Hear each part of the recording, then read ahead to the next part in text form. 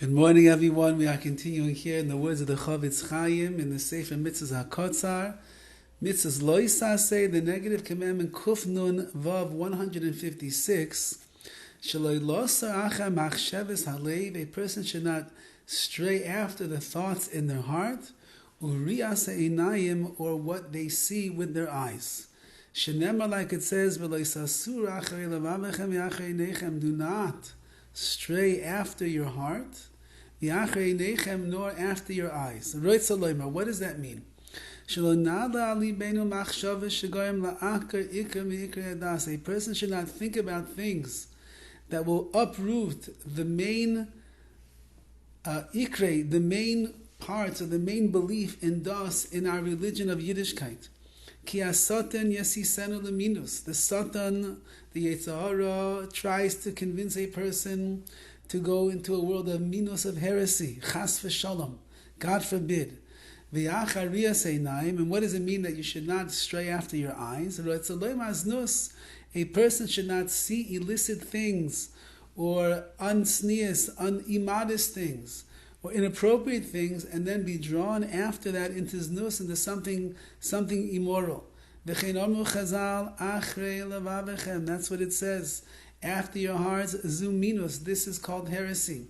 When a person begins to think thoughts that are counterintuitive to the purity of Torah and of Mitzvahs, a person begins to think about things that are heretical ideas that deny existence of Hashem, don't believe that the Torah is min hashemayim, they don't believe in the importance of mitzvahs, they don't even believe in the importance of themselves, of how much HaKadosh Baruch Hu loves and cares about every single yid, and He wants us to be close to Him. If a person doesn't believe in that, that's also minus, that's also heresy, if he doesn't appreciate his own personal value in the eyes of HaKadosh Baruch Hu. And certainly anything that he believes that is the antithesis of what Yiddishkeit and what our mitzvahs and our Torah is all about, that would be bordering on minus, on heresy. And therefore a person has to be very careful what they think about. Their thoughts have to be clean, the thoughts have to be pure, the thoughts have to be with amunah and with bitachon in the Rebbeinu Shalom, not with the sveikas, not with the doubts, not with the looking for ways to undermine HaKadosh Baruch Hu and His existence, God forbid, and the sanctity and the kedusha and the holiness of the Torah, chalila v'chas, that a person should do such things.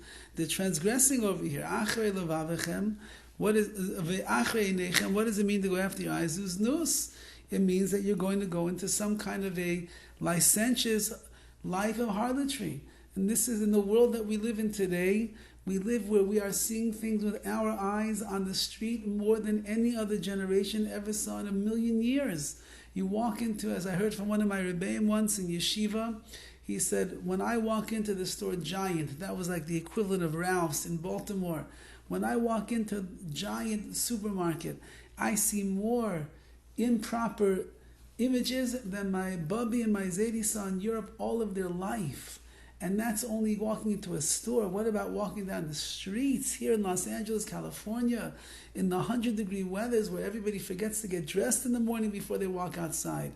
And what about our phones? And what about the things that people are looking at on their phones?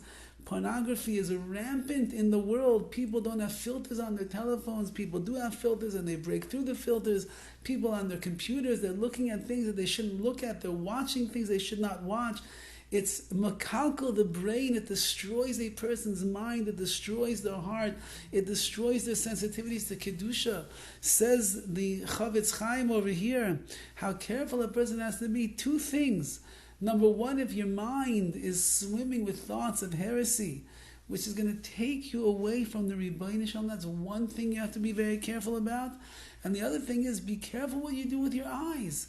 The eye sees, the heart and the heart starts the desire, and it brings you to the sin. How careful a person must be to do these, to make sure that they guard their eyes, the shoyme einayim, they protect their eyes from seeing the things that they should not see. Included in this is shaloi lachashev v'lirdoif achashar ta'anugim v'tayvas olam hazeh. A person also should not think about and chase after the other pleasures that are in this world. We came into this world for ta'anugim, for pleasures. We came into this world for a steak and for chocolate and for anything else that's going to make a person physically satisfied. No.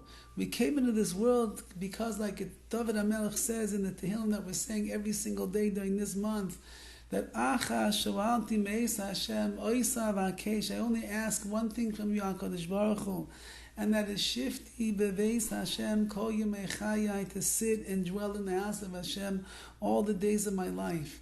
Sitting in the house of Hashem doesn't mean you have to be in the Beis Midrash all day long, nor do you have to be in the shul all day long, nor do you have to be in school all day long.